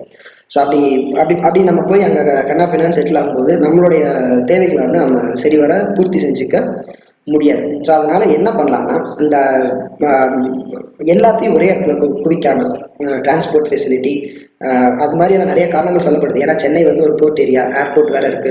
இது ரெண்டும் இருக்கிறதுனால அங்கே நிறைய ட்ரேடிங்ஸ் நடக்கிறதுக்கு வாய்ப்பு இருக்கு. அதனால அங்கே நிறைய வேலை வாய்ப்பு, எம்ப்ளாய்மெண்ட் இருக்கு, நிறைய செட்டிங்ஸும் இருக்கு, நிறைய பேர் வந்து அங்கே கம்பெனி ஆரம்பிக்கிறாங்கன்றதெல்லாம் ஏற்றுக்கக்கூடிய ஒரு காரணம் தான். ஆனால் இதை மட்டுமே காரணமாக சொல்லிட்டு ஒட்டுமொத்த தமிழ்நாடு இவ்வளோ பெரிய ஊரில், இவ்வளோ பெரிய ஒரு மாநிலத்தில் அந்த ஒரு ஏரியாவை மட்டும் மக்கள் போய் குவியற இடமா வச்சு அந்த ஊரை கெடுத்து அந்த ஊரில் வாழ்ந்துட்டு இருக்கிற மக்களோட வாழ்க்கையை கெடுக்கிறதுக்கு பதிலாக நிறைய ஊரில் இருக்கக்கூடிய மற்ற இடங்கள்லையும் நிறைய தொழிற்சாலைகள் மற்றும் நிறைய கொஞ்சம் பிரித்து வச்சாங்க அப்படின்னா ஒரு ஒரு ஒரு கோடி பேர் அங்கே போகிறாங்க அப்படின்னா அதில் ஒரு கண்டிப்பாக ஒரு 30-40 லட்சம் பேர் வந்து நின்றுடுவாங்க. அந்த பக்கம் போகாமல் வேற எங்கேயாவது போவாங்க. இப்போ திருச்சி வந்து அந்த மாதிரி ஒரு ஏதோ டெவலப் பண்ணிவிட்டா, கோயம்புத்தூர், சேலம், மதுரை, தூத்துக்குடி இந்த மாதிரியான மாவட்டங்கள்லையும் இந்த மாதிரியான வசதிகளை வந்து பிரிச்சு விட்டா அந்தந்த ரீஜன்ல இருக்கிறவங்க அங்கங்கே போய் செட்டில் ஆகிக்குவான். தேவையில்லாம கோயம்புத்தூர்ல இருக்கிறவனும் சென்னைக்கு, தூத்துக்குடியில் இருக்கிறவனும் சென்னைக்கு, நாகப்பட்டினம் இருக்கிறவனும் சென்னைக்குன்னு போக மாட்டான். ஸோ போய் ஒரு இடத்துல மக்கள் எல்லாரும் குவிய மாட்டாங்க. மக்கள் எல்லாரும் போய் ஒரு இடத்துல குவியலைன்னா அந்த இடத்துல இருக்கக்கூடிய வாட்டர் ரிசோர்ஸ், ஏர் ரிசோர்ஸ் இதெல்லாமே வந்து கொஞ்சம் பத்திரமா இருக்கும் அப்படிங்கிறதெல்லாம் வந்து மனசுல வச்சுக்கணும். அன்பிளான்டு டெவலப்மெண்ட், அர்பனைசேஷன் இதெல்லாம் வந்து ரொம்ப முக்கியமான ஒரு கன்சர்ன்ஸ். இந்த டேட்டாஸ் எல்லாம் வந்து நம்ம ஃபாலோ பண்ணிகிட்டே இருக்கணும். இதை பார்க்கும்போது நமக்கு என்னன்னா ஒரு இன்அடிக்குவேட் டேட்டாஸ் நம்ம கிட்ட இன்அடிக்குவேட்டாக தான் இருக்குது டேட்டாஸ். எவ்வளோ பேர் போகிறாங்க வராங்க, எவ்வளோ பேர் தங்கிடுறாங்க, எவ்வளோ பேர்த்துக்கான வசதிகள் நம்ம செய்து தர வேண்டியது இருக்குது, இன்னும் எவ்வளோ தராமல் இருக்குது, இப்படின்ற நிறைய விஷயங்கள்லாம் நம்ம யோசிக்க வேண்டியது இருக்குது. So coming back to the topic திரும்ப வந்தோம்னா என்ன சொல்கிறாங்க, authorities nowadays must do more than just chlorinating water அப்படின்னு சொல்கிறாங்க. அந்த காலத்துல தண்ணியில வெறும் கிருமிகள் மட்டும்தான் இருக்கும் அப்படின்னு நம்பப்பட்டது. அதனால அதுல குளோரின் மட்டும் கலந்து அதில் இருக்கக்கூடிய கிருமிகளை கொண்டு தண்ணியை ஃபில்டர் பண்ணி அனுப்பிச்சாங்க. ஆனா இன்னைக்கு தண்ணியில என்ன வேணா இருக்கலாம், என்ன கெமிக்கல் வேணா இருக்கலாம், சாயம் வேணா இருக்கலாம், எது வேணா இருக்கலாம். அப்படிங்கிறதுனால சிம்பிளா குளோரின் மட்டும் கலந்து கொடுக்க முடியாது. நீங்க நிறைய விதமான ஃபில்ட்ரேஷன் ப்ராசஸை வந்து பண்ண வேண்டியது இருக்கு அப்படின்னு சொல்லும்போது எனக்கு ஏற்படுற கொஸ்டின் என்னன்னா, நாம ஏன் தேவையில்லாம பொல்யூட் பண்ணணும், அப்புறம் அது மறுபடியும் ஏன் தேவையில்லாம ஃபில்டர் பண்ணணும், ஏன் வந்து ஆன்டி பொல்யூஷன் மெக்கானிசம்ஸ் வந்து நம்ம சரிவர இன்கார்பரேட் பண்றது இல்லை அப்படிங்கிறது தான். ஏன்னா வருமுன் காப்பது தானே நலம். கலந்துட்டு அதை ஏன் மறுபடியும் நாம வந்து சுத்தப்படுத்தணும், அதுக்கு கலக்காம பார்த்துக்கலாமே அப்படிங்கிற ஒரு கேள்வியோட நான் முடிக்கிறேன். இதை பத்தி நீங்க என்ன நினைக்கிறீங்க அப்படிங்கிறத கமெண்ட் செக்ஷன்ல தயவு செஞ்சு பதிவு பண்ணுங்க. நீங்க இந்த மாதிரி கொடுக்குற லைக்ஸ், கமெண்ட்ஸ், சப்ஸ்கிரிப்ஷன்ஸ் இந்த மாதிரியான என்கரேஜ்மெண்ட்ஸ் தான் ஏன்னா இது மாதிரியான நிறைய வீடியோஸ் ஃபியூச்சர்ல பண்ண வைக்கும். So please consider doing that அப்படின்னு நான் கேட்டுக்கிறேன். அதே மாதிரி அடுத்த நியூஸ் என்னது அப்படின்னா, மினிமம் ஆப்ரேட்டிங் ப்ரைஸ் அப்படின்னு சொல்றது. அதாவது இது வரைக்கும் நம்ம பார்த்தது எம்ஆர்பி தான் நம்ம இது வரைக்கும் பார்த்துருக்கோம், மேக்ஸிமம் ரீட்டைல் ப்ரைஸ். அதாவது ஒரு பொருளை எந்த அளவுக்கு வந்து விற்கலாம் அப்படிங்கிறதா எம்ஆர்பி. அது மாதிரி இப்போ என்ன கொண்டு வரணும்னு நினைக்கிறாங்கன்னா, மினிமம் ஆப்ரேட்டிங் ப்ரைஸ்ன்னு ஒன்று கொண்டு வரணும் அப்படின்னு நினைக்கிறாங்க. இந்த மினிமம் ஆப்ரேட்டிங் ப்ரைஸ்லாம் என்னன்னா, குறைஞ்சபட்சமா ஒரு பொருளை உற்பத்தி செய்யறதுக்கு ஆன செலவு, அதுதான் வந்து என்னதுன்னா மினிமம் ஆப்ரேட்டிங் ப்ரைஸ். ஒரு பொருளை உற்பத்தி ஆன செலவு, அது கூட கொஞ்சம் என்ன பண்ணிக்குவாங்கன்னா ப்ராஃபிட் வச்சுக்குவாங்க. இப்போ ஒரு உதாரணத்துக்கு நம்ம ஒரு செல்ஃபோன் வாங்குறோம் மார்க்கெட்டில் போயிட்டு அப்படின்னா, இல்லை ஒரு பென் டிரைவ் வாங்குறோம் அப்படின்னா, ஒரு பென் டிரைவ் வந்து ஒரு உதாரணத்துக்கு 500 ரூபா நம்ம வச்சுக்கிட்டோம் அப்படின்னா, அது மினிமம் ஆப்ரேட்டிங் ப்ரைஸ்ன்றது ஒன்று இருக்கணும் அப்படின்னு சொல்றாங்க. இப்போ என்னன்னா மினிமம் ஆப்ரேட்டிங் ப்ரைஸ்ன்னு போட்டு 500 ரூபா வைக்கும் அப்படின்னு சொல்றாங்க. ஏன் அப்படி போடணும் அப்படின்னு சொல்றாங்கன்னா, டக்குன்னு இந்த ஃபிளிப்கார்ட், அமேசான் மாதிரியான ஆன்லைன்ல எல்லாம் என்ன பண்ணிடுறாங்கன்னா, பென்ட்ரைவ் ₹1 ₹2 நல்லா வித்துறாங்க. ஸோ அதனால என்ன ஆகுதுன்னா, ஆஃப்லைன் ரீட்டைலர்ஸ் வந்து ரொம்ப பெருமளவுக்கு பாதிக்கப்படுறாங்க. ஆஃப்லைன்ல விற்கிறவங்க எல்லாம் வந்து பெருமளவுக்கு பாதிக்கப்படுறதுனால confederation of all India traders, சிஏஐடிங்கிற அமைப்பு சேர்ந்தவங்க என்ன பண்ணியிருக்காங்கன்னா, நம்மளோட commerce minister mister Piyush Goyal அவர்களுக்கு வந்து ஒரு லெட்டர் எழுதியிருக்காங்க. என்ன எழுதியிருக்காங்கன்னா, ஒரு லெவல் பிளேயிங் ஃபீல்டை வந்து உருவாக்கணும் அப்படின்னு சொல்லியிருக்காங்க. ஏன்னா மார்க்கெட்டை வந்து சமப்படுத்துங்க அப்படின்னு சொல்லியிருக்காங்க. இந்த மாதிரி ஜெயிண்ட் ஆன்லைன் ஜெயின்ஸான அமேசான், ஃப்ளிப்கார்ட்டுக்கு வந்து நீங்க ஓப்பன் பண்றது மூலியமா அவங்க சகட்டு மினிக்கு ஆஃபர்ஸ் கொடுத்துட்டு போயிருக்காங்க. ஆஃப்லைனில் ட்ரேட் பண்ணுறவங்களுக்கு நிறைய லாஸ் ஏற்படுது அப்படின்னு சொல்கிறாங்க. மினிமம் ஆப்ரேட்டிங் ப்ரைஸ்க்கு கீழே எந்த ஒரு பொருளையும் விற்க முடியாது, cannot be sold அப்படின்ற ஒரு லா ஏதாவது பாஸ் பண்ணுங்க அப்படின்னு சொல்கிறாங்க. ஸோ என்னன்னா, இப்போ அந்த பழைய எக்ஸாம்பிள் நம்ம எடுத்துக்கிட்டோம்னா, ஒரு பென்ட்ரைவ் வந்து 500 ரூபாய் அப்படின்னு சொல்கிறாங்க அப்படின்னா, அதை வந்து தயாரிக்கிறதுக்கு ஏற்பட்ட செலவு ஒரு 350 ரூபாயா இருக்கலாம். அது கூட என்ன பண்ணிக்குவாங்கன்னா, அந்த லாபம் 350 ரூபா வந்து ஆன செலவு, லேபர், பிளான்ட்டு, கரண்ட்டு எல்லா செலவும் சேர்த்து டேக்ஸ் எல்லாம் சேர்த்து 350 ரூபா ப்ளஸ் ஒரு 150 ரூபா வந்து லாபம், அந்த கம்பெனிக்கு போகிற லாபம் அப்படின்னு வச்சு, இப்படிதான் வச்சு ஒரு 500 ரூபா அப்படின்ற விலையை வந்து நிர்ணயம் பண்ணணும் அப்படின்னு சொல்றாங்க. இந்த விலையை வந்து நிர்ணயம் பண்ணிட்டாங்கன்னா, கண்டிப்பா இந்த விலைக்கு கீழே யாரும் எந்த ஆஃபரும் கொடுக்க முடியாது. கேஷ்பேக்கு இல்லைன்னா வந்து எந்த ஆஃபரும் கொடுக்க முடியாது, கொடுக்கக்கூடாது. அந்த ஆப்ரேட்டிங் ப்ரைஸ்க்கு கீழே விற்கக்கூடாது அப்படின்னு சொல்றாங்க. ஏன்னா இது வந்து மார்க்கெட்ல எல்லா பொருளோட விலையையும் கண்ணா பின்னான்னு குறைக்குது. இதனால வந்து ஒரு அன்ஃபேவர் டிமாண்ட் வந்து உருவாகுது. விலை குறைவாக கொடுக்குறவங்க கிட்ட நிறைய பேர் போய் வாங்குறாங்க, விலை அதிகமாக விற்கிறவங்க கிட்ட ரொம்ப குறைவான ஆட்கள் வந்து வாங்குறதுனால ஆஃப்லைனில் ட்ரேட் பண்ணுற எங்களால் அதிக அளவு சேல்ஸ் பண்ண முடியல அப்படின்னு confederation of all India traders, CIT வந்து மிஸ்டர் பியூஷ் கோயல் அவர்களுக்கு லெட்டர் எழுதியிருக்காங்க. இது ஒரு எக்கனாமிக்ஸ் ரிலேட்டட்லையும் ரொம்ப ஒரு முக்கியமான ஒரு ரெனோவேஷனாக தான் எனக்கு தெரியுது. கண்டிப்பாக இது கொண்டு வந்தால் எல்லா விலையும் வந்து நிர்ணயம் ஆகிடும். ஸோ இது எப்படி நடக்குது அப்படின்றத நம்ம பொறுத்து தான் பார்க்கணும். வாங்க நெக்ஸ்ட் விஷயம்ன்றதை பார்க்கலாம். ஸோ இது ஒரு சிம்பிளான ஒரு நியூஸ் தான், அதோட முடியுது நமக்கு இன்னைக்கு நியூஸ் பேப்பர் அனாலிசிஸ். என்னன்னா, no elephant safari in Dudhwa this season அப்படின்னு சொல்லியிருக்காங்க. துத்வா அப்படின்ற ஒரு நேஷனல் பார்க் இருக்கு. எங்க இருக்குன்னா, உத்தரப்பிரதேஷ் கிட்ட இருக்கு. ஒரு டெரைன் பெல்ட்ல இருக்கு. டெரை பெல்ட்னா இமயமலைக்கு கீழே இருக்கக்கூடிய லோ லேண்ட்ஸ் அப்படின்னு சொல்லலாம். அதை சிவாலிக் ரேஞ்சஸ்க்கு கீழே இருக்கக்கூடிய இடம். ஸோ அது வந்து கிட்டத்தட்ட எங்கே வருதுன்னா, நார்தன் உத்தரப்பிரதேஷ் கிட்ட தான் வருது. இங்கே ஒரு டைகர் ரிசர்வும் இருக்கு. இது வந்து ப்ரிலிம்ஸ் பாயிண்ட் ஆஃப் வியூல ரொம்ப முக்கியமான ஒரு விஷயம். ஸோ துத்வாவில் வந்து டைகர் ரிசர்வ் இருக்கா இல்லையா, இல்லை துத்வா நேஷனல் பார்க் வந்து எங்கே இருக்கு, உத்தரப்பிரதேசில் இருக்கா, மத்திய பிரதேசில் இருக்கா அப்படின்ற மாதிரி ஏதாவது கேள்விகள் கேட்கலாம். It represents one of the few remaining highly diverse and productive Terai ecosystem அப்படின்னு சொல்கிறாங்க. ஸோ இந்த துத்வா நேஷனல் பார்க்கை பற்றி ஜஸ்ட் நீங்கள் விக்கிபீடியா பண்ணாலே வந்துடும். ஸோ விக்கிபீடியாலேயே வந்து இது மாதிரி நிறைய டீட்டெயில்ஸ் கொடுத்துருக்காங்க. இந்த துத்வா நேஷனல் பார்க்கில் வந்து என்னென்ன மாதிரியான அனிமல்ஸ் வந்து இருக்குது அப்படின்னு கொடுத்துருக்காங்க. ஸோ அதை ஜஸ்ட் நீங்கள் போய் பார்த்து வச்சுக்கோங்க. இந்த துத்வா நேஷனல் பார்க்கை பற்றினா ஒரு சில டேட்டாஸ் வந்து எடுத்து நோட் பண்ணி வச்சுக்கோங்க. ஸோ அவ்வளோதான். 18/11/2019 பேப்பர் முடிஞ்சது. ஐ ஹோப் நான் வந்து நல்லா அதை எக்ஸ்பிளைன் பண்ணியிருக்கேன்னு நான் நினைக்கிறேன். ஸோ நீங்கள் வந்து தொடர்ந்து இந்த மாதிரியான யூபிஎஸ்சி ரிலேட்டடான, டிஎன்பிஎஸ்சி ரிலேட்டடான, பப்ளிக் சர்வீஸ் கமிஷனுக்கு ரிலேட்டடான கரண்ட் அஃபேர்ஸை வந்து ஹிந்து பேப்பரில் வந்து படித்து தெரிஞ்சுக்க முடியாதவங்க பார்த்து தெரிஞ்சுக்கிறதுக்கு நம்ம சேனலை சப்போர்ட் பண்ணுங்கள், சப்ஸ்கிரைப் பண்ணிக்கோங்க. ஃபியூச்சர் அப்டேட்ஸ் உங்களுக்கு ரெகுலராக கிடைக்கிறதுக்காக. இந்த வீடியோ உங்களுக்கு பிடிச்சிருந்தா, கண்டென்ட் பிடிச்சிருந்தா லைக் பண்ணுங்கள், கண்டென்ட் பிடிக்கலன்னா டிஸ்லைக் பண்ணுங்கள், நோ ப்ராப்ளம். கமெண்ட் ஏதாவது சொல்லணும்னு நினச்சிங்கன்னா வெளிப்படையாக நீங்கள் கமெண்ட் செக்ஷனில் சொல்லுங்கள். உங்களுடைய நிறை குறைகளை நான் பார்த்து என்னை நானே திருத்திக்கிறேன். ஃப்யூச்சரில் குவாலிட்டி கண்டென்ட் கொடுக்கறதுக்கு முயற்சி பண்ணுறேன். நீங்கள் கொடுக்குற மேலான கருத்துக்களை பயன்படுத்தி குவாலிட்டி கண்டென்ட் கொடுக்கறதுக்கு நான் முயற்சி பண்ணுறேன். ஸோ இது வரைக்கும் உங்களுடைய நேரத்தை செலவிட்டு இந்த வீடியோவை பார்த்ததுக்கு ரொம்ப நன்றி. தேங்க்யூ.